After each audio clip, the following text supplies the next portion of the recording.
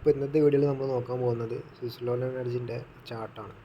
ഇതിൽ നമ്മൾ ഫണ്ടമെൻ്റൽസും കാര്യങ്ങളൊന്നും ചെക്ക് ചെയ്യുന്നില്ല, ജസ്റ്റ് ഇതിൽ എന്ത് പ്രൈസ് ആക്ഷനാണ് ഇപ്പോൾ നടന്നുകൊണ്ടിരിക്കുന്നത്, ഇപ്പം നമുക്ക് എൻ്റർ ചെയ്യാൻ പറ്റിയ ഒരു ഏരിയയിലാണോ ഈ സ്വിറ്റ്സർലൻഡ് കിടക്കുന്നത് എന്നൊക്കെയുള്ള ഇതിൻ്റെ ഒരു പ്രൈസ് ആക്ഷൻപരമായിട്ടുള്ള ഒരു അനാലിസിസ് മാത്രമാണ് നടത്തുന്നത്.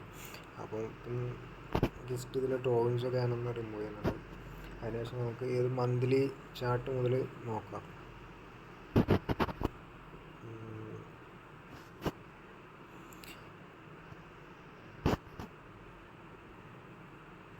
ഓക്കെ, അപ്പം സ്വിറ്റ്സർലൻഡ് എനർജി നോക്കിയിട്ടുണ്ടെങ്കിൽ 2005 IPO ലിസ്റ്റ് ചെയ്തതിന് ശേഷം ഇവിടെ മാർക്കറ്റിൽ എന്താണ് സംഭവിച്ചിട്ടുള്ളത്? അതായത് 2005 IPO ലിസ്റ്റ് ചെയ്ത് സ്വിറ്റ്സർലൻഡ് എനർജി നല്ല രീതിക്ക് തന്നെ ഒരു അപ് ട്രെൻഡ് പോയതിനു ശേഷം 2008 ഫിനാൻഷ്യൽ ക്രൈസിസിൻ്റെ ഭാഗമായിട്ടും പിന്നെ ഗവൺമെൻറ്റിൻ്റെ നയപരമായിട്ടുള്ള കാര്യങ്ങളൊക്കെ കൊണ്ട് അതിനുശേഷം നല്ലൊരു ഫാള് സ്വിറ്റ്സർലൻഡ് എനർജിയിൽ നടന്നു. ആ ഒരു ഫാളിന് ശേഷം കമ്പനിക്ക് പ്രോഫിറ്റബിലിറ്റിയിലേക്ക് എത്താൻ വേണ്ടിയിട്ട് പറ്റിയിട്ടില്ല. അപ്പം ഈ ഒരു ഫാള് കണ്ടിന്യൂസ്ലി ഈ നടന്നുകൊണ്ടിരിക്കുകയായിരുന്നു. അതിൻ്റെ മെയിനായിട്ടുള്ള പ്രശ്നങ്ങളെന്ന് പറഞ്ഞിട്ടുണ്ടെങ്കിൽ ആ കമ്പനിക്ക് കടബാധ്യതകൾ കൂടി പ്രോഫിറ്റബിൾ ആവാൻ പറ്റണില്ല. പിന്നെ അപ്പോഴുള്ള പോളിസികളും കാര്യങ്ങളൊക്കെ വെച്ചിട്ട് ആ കമ്പനിക്ക് മുന്നോട്ടേക്ക് പോകാൻ പറ്റുന്നില്ല. അങ്ങനെ കണ്ടിന്യൂസ്ലി ഈ ഒരു ഫാളിങ് അവസാനം ഇപ്പം ഒരു റിക്കവറി തന്നുകൊണ്ടിരിക്കുകയാണ്. അപ്പം റീസെൻ്റായിട്ടുള്ള പ്രഖ്യാപനങ്ങളും റിന്യൂവബിൾ എനർജീൻ്റെ ഇമ്പോർട്ടൻസൊക്കെ കാരണം കൊണ്ടാണ് ഈ ഒരു സ്റ്റോക്ക് പെർഫോം ചെയ്യുന്നത് നമുക്ക് എല്ലാവർക്കും അറിയാം. അപ്പം ടെക്നിക്കലി നമ്മൾ ഇതിനെ ഇപ്പം വാച്ച് ചെയ്യുകയാണെന്നുണ്ടെങ്കിൽ ഈ കണ്ടിന്യൂസ്ലി ഉണ്ടാക്കിയിട്ടുള്ള ഈ ഒരു ഫാളിന് ശേഷം മാർക്കറ്റ് ഇവിടെ നിന്നൊക്കെ നോക്കിയിട്ടുണ്ടെങ്കിൽ നല്ല രീതിക്ക് മാർക്കറ്റ് ഫാൾ ചെയ്തുകൊണ്ടേ ഇരിക്കുകയാണ്. ഒരു ലോവർ ഹൈ ഉണ്ടാക്കി, ലോവർ ലോ ഉണ്ടാക്കി, ലോവർ ഹൈ ഉണ്ടാക്കി, ലോവർ ലോ ഉണ്ടാക്കി, വീണ്ടും ഒരു ലോവർ ഹൈ ഉണ്ടാക്കി, അതിനുശേഷം വീണ്ടും നല്ലൊരു ലോവർ ലോ ഉണ്ടാക്കി. ശേഷം ഇവിടെ എന്താ സംഭവിച്ചത്? പ്രീവിയസ് ആയിട്ട് ഉണ്ടാക്കിയ ഈ ലോവർ ഹൈനെ കട്ട് ചെയ്തിട്ട് ഇവിടെ മാർക്കറ്റ് മുകളിലേക്ക് ബ്രേക്ക് ഔട്ട് വന്നു. അതായത് ഇത്രയും കാലം ഉണ്ടായിക്കൊണ്ടിരുന്ന ഈ ഒരു ട്രെൻഡ് ഇവിടെ ഷിഫ്റ്റായി എന്നുള്ളത് അർത്ഥം. കാരണം ഇത് ഇത്രയും കാലം നമ്മൾ നോക്കുകയാണെങ്കിൽ കാണാം, ഇവിടെ മാർക്കറ്റിൽ ഈ ലോവർ ഹൈനെ ബ്രേക്ക് ചെയ്യാൻ മാർക്കറ്റിന് ഒരു തവണ പോലും കഴിഞ്ഞിട്ടില്ല. മാർക്കറ്റ് താഴോട്ടേക്ക് വരും, തിരിച്ചൊരു റീട്രേസ്മെൻ്റ് എടുക്കും, അതിനുശേഷം വീണ്ടും താഴോട്ടേക്ക് പോകും. അതേ കണക്കായിരുന്നു പോയിക്കൊണ്ടിരുന്നത്. പക്ഷേ ഈ ഒരു ഏരിയയിൽ എത്തിയപ്പോൾ മാർക്കറ്റ് ഇവിടെ ഒരു ടേൺ അറൗണ്ട് സ്റ്റോറി സംഭവിച്ചു. അതേപോലെ തന്നെ മാർക്കറ്റ് ഷെയറിൻ്റെ പ്രൈസും ഇവിടെ കൂടി. ഇപ്പം പ്രീവിയസ് ആയിട്ട് ഇവിടെ ഉണ്ടാക്കിയിട്ടുള്ള ഈ ഹൈനെ കട്ട് ചെയ്തിട്ട് മാർക്കറ്റ് ഇപ്പോൾ മുകളിലേക്ക് പോയിക്കൊണ്ടിരിക്കുകയാണ്. അപ്പം ഇവിടെ ഒരു ലോങ് ടേം വ്യൂവിൽ ഇവിടെ നോക്കുകയാണെന്നുണ്ടെങ്കിൽ ഇവിടെ പ്രോപ്പറായിട്ട് രണ്ട് നമ്മൾ എപ്പോഴായിരുന്നു എടുക്കേണ്ടതെന്ന് ചോദിച്ചിട്ടുണ്ടെങ്കിൽ ഈ ഒരു ട്രെൻഡ് ലൈൻ ബ്രേക്ക് ഔട്ട് കിട്ടിയതിന് ശേഷം ഈ ട്രെൻഡ് ലൈൻ ഇവിടെ നിന്നൊരു ബ്രേക്ക് ഔട്ട് കിട്ടി. ഈ ബ്രേക്ക് ഔട്ട് കിട്ടിയതിന് ശേഷം ഇവിടെ റീടെസ്റ്റ് ഒക്കെ വന്ന സമയത്തെല്ലാം നമ്മൾ പ്രോപ്പറായിട്ട് ഒരു 5 രൂപ ആ ഒരു റേഞ്ചിലൊക്കെ ആയിരുന്നു നമുക്ക് ഇവിടുന്ന് എൻട്രി എടുക്കാൻ പറ്റാമെന്ന്. പിന്നെ അതിന് ശേഷം വീണ്ടും ഒരു മൂവ്മെൻ്റ് ആണ് ഈ റീടെസ്റ്റിലൊക്കെ നമുക്ക് എൻട്രി എടുക്കാമായിരുന്നു. അല്ലെങ്കിൽ ഈ ഹൈ കട്ട് ചെയ്യുമ്പോൾ ഇവിടുന്ന് ഒരു 12-13 റേഞ്ചിലൊക്കെ നമുക്ക് എൻട്രി എടുക്കാൻ വേണ്ടിയിട്ട് പറ്റുമായിരുന്നു ഇനീഷ്യലി. ഇപ്പം കറണ്ട് ലെവലിൽ എവിടെയാണ് നമുക്ക് എൻട്രി പോസിബിൾ ആയിട്ടുള്ളതെന്ന് ചോദിച്ചിട്ടുണ്ടെങ്കിൽ അത് നോക്കാനായിട്ടാണ് നമ്മളിന്ന് പോകുന്നത്.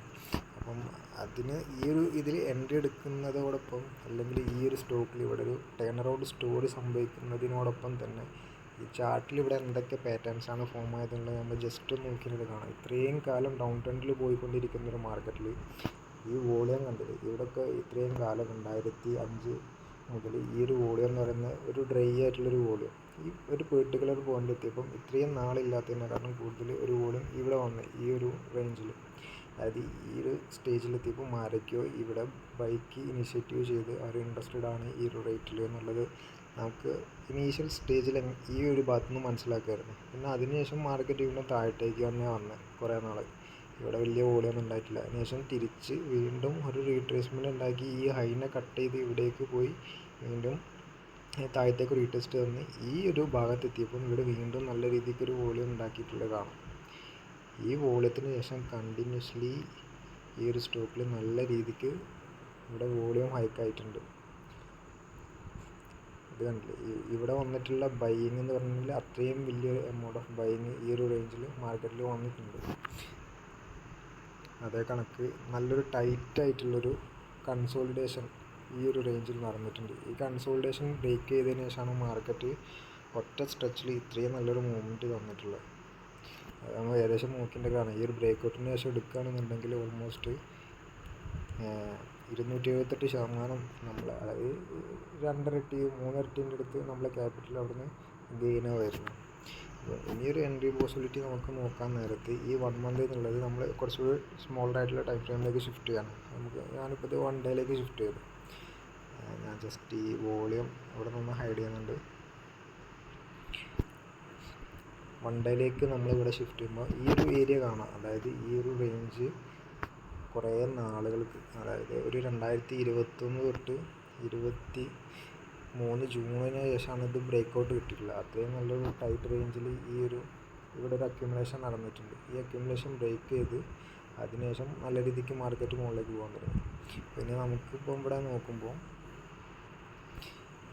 ഇവിടെ നമുക്കൊരു ഈ ഒരു സപ്പോർട്ട് ചെയ്തിട്ട് കുറേ തവണ പോയിട്ടുള്ള ഇവിടെ ഒരു ട്രെൻഡ് ലൈൻ വരയ്ക്കാം. ഈ ട്രെൻഡ് ലൈനിൽ സപ്പോർട്ട് എടുക്കുമ്പോൾ ഒക്കെ മാർക്കറ്റ് മുകളിലേക്ക് പോകുന്നുണ്ട്. അതേപോലെ തന്നെ കണ്ടിന്യൂസ്ലി ഒരു അപ്സൈഡ് റാലിയാണ് വരുന്നത്. അപ്പോൾ ഞാൻ ഇതേപോലെ തന്നെ ഇതിൻ്റെ ഡ്രോൺ ചെയ്തിട്ട് ഇതിൻ്റെ ഓപ്പോസിറ്റ് ഒരു റെസിസ്റ്റൻസ് ഏരിയയും കൂടി ഞാൻ അവിടെ ഡ്രോ ചെയ്യാണ്. ഓക്കെ, അപ്പം ഈ ഒരു സപ്പോർട്ടും ഈ റെസിസ്റ്റൻസും എടുത്തിട്ടാണ് മാർക്കറ്റ് മൂവ് ചെയ്തുകൊണ്ടിരിക്കുന്നത്. ഇത് വേണമെന്നുണ്ടെങ്കിൽ കുറച്ചുകൂടി ക്ലോസ് ആക്കിയിട്ട് വരയ്ക്കുന്നുണ്ടെങ്കിൽ ഇങ്ങനെ വരയ്ക്കുക.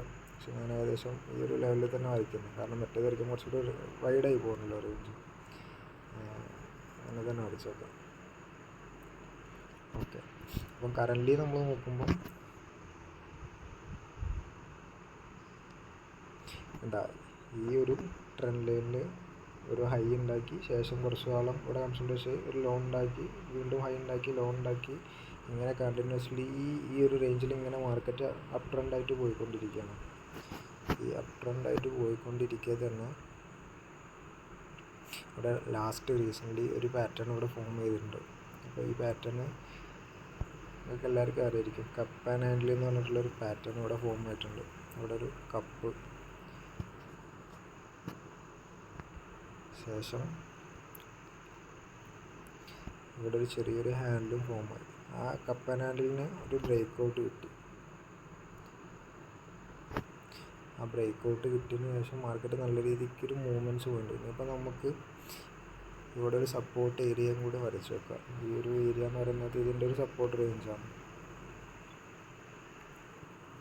അപ്പോൾ ഈ support area already break out തന്നിട്ടുണ്ട്. ഇനി ചെറിയൊരു റീടെസ്റ്റ് തന്ന് ഈ സപ്പോർട്ട് ഏരിയയിലേക്ക് വീണ്ടും വരികയാണെന്നുണ്ടെങ്കിൽ നമുക്ക് ഒരു എൻട്രി എടുക്കാം. അല്ല ഇവിടെ നിന്ന് തന്നെ നമ്മൾ ഒരു എൻട്രി നോക്കുകയാണെന്നുണ്ടെങ്കിൽ നമ്മൾ ടാർഗറ്റ് എവിടെ വരെ വെക്കുമെന്ന് ചോദിച്ചിട്ടുണ്ടെങ്കിൽ ഓൾമോസ്റ്റ് ഒരു 40% നമുക്ക് ടാർഗറ്റ് വെക്കാൻ വേണ്ടി പറ്റും. ഈ ഒരു ലൈന് ഇവിടെയൊക്കെ ഒന്ന് ടച്ച് ചെയ്യുന്നവരെ നമുക്ക് ടാർഗറ്റ് വെക്കാം. അല്ലാന്നുണ്ടെങ്കിൽ നമുക്കിവിടെ ചെയ്യാൻ പറ്റുന്നൊരു കാര്യം ഒരു റീട്രേസ്മെൻറ്റിന് വേണ്ടിയിട്ട് വെയിറ്റ് ചെയ്യുക. ഇവിടെ നിന്ന് ഇങ്ങനെ വന്നിട്ട് ഇങ്ങനെ റീട്രേസ്മെൻറ്റ് തന്നിട്ട് മുകളിലേക്ക് പോവുകയാണെന്നുണ്ടെങ്കിൽ നമ്മുടെ ടാർഗറ്റ് കുറച്ചുകൂടെ കൂടും. ഓൾമോസ്റ്റ് ഒരു 50%-നടുത്ത് നമുക്ക് ടാർഗറ്റ് കിട്ടും റീട്രേസ്മെൻറ്റ് വരണം. അല്ല കറൻറ്റ്ലി ഇവിടെ തന്നെ പൊസിഷൻ നമുക്ക് സ്റ്റാഗേർഡായിട്ട് ബിൽഡ് ചെയ്തുകൊണ്ടിരിക്കുക. ശേഷം നമ്മൾ ഡിപ്ലോയ് ചെയ്യാൻ ഉപയോഗിക്കുന്ന എമൗണ്ടിൻ്റെ 50% ഇവിടെ നിന്ന് ഇടുക. ശേഷം റീട്രേസ് വരുമ്പോൾ ബാക്കി 50% നമുക്ക് അവിടെ നിന്ന് ഡിപ്ലോയ് ചെയ്യാൻ വേണ്ടി പറ്റും. അപ്പോൾ ഇതാണ് ഡേ ടൈം ഫ്രെയിമിൽ നോക്കുമ്പോൾ നമുക്ക് ഓവറോൾ സ്വിസ് ലോണിൻ്റെ ചാർട്ട് പാറ്റേൺസിൽ നമുക്ക് കാണാൻ വേണ്ടിയിട്ട് പറ്റുന്നത്.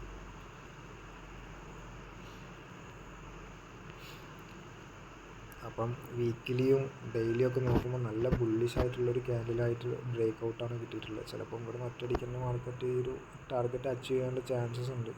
അപ്പോൾ നിങ്ങൾ നിങ്ങളുടേതായിട്ടുള്ള സ്റ്റഡിയും കൂടി നടത്തിയിട്ട് ഇതിൽ ഒരു എൻട്രി എടുക്കാൻ പറ്റിയിട്ടുള്ള ഏരിയ ആണോ എന്നുള്ള കാര്യങ്ങളൊക്കെ നോക്കുക. എന്നിട്ട് അതിനനുസരിച്ചുള്ള കാര്യങ്ങൾ ചെയ്തിട്ട് ഒരു ഡിസിഷനിലെത്തുക. അപ്പം അടുത്ത വീഡിയോ ആയിട്ട് നമുക്ക് മറ്റൊരു എപ്പിസോഡിൽ കാണാം.